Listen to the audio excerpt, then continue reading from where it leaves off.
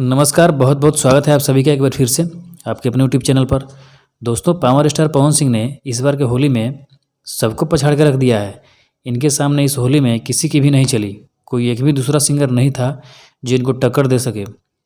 पवन सिंह का ही जलवा चारों तरफ छाया रहा।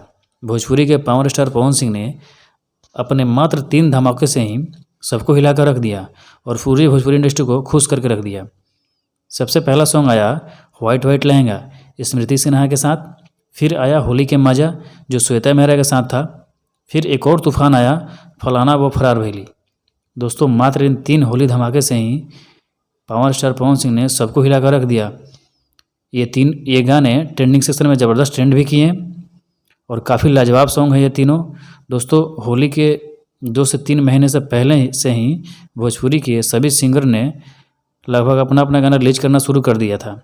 कोई 5 से 7 गाने तो कोई 10 से 15 गाने या इससे भी ज़्यादा गाने रिलीज भी किया उन लोगों ने। लेकिन जब पावर स्टार पवन सिंह की बारी आई तो सभी को ध्वस्त करके रख दिया उन्होंने, और वो भी मात्र 3 धमाके से ही, अपने 3 होली गानों से ही। दोस्तों, पवन सिंह और पवन सिंह के गानों को लेकर आप भी कुछ कहना चाहते हैं तो अपनी राय कमेंट बॉक्स में ज़रूर लिखें और पवन सिंह से जुड़ी तमाम खबरों के लिए चैनल को सब्सक्राइब जरूर करें।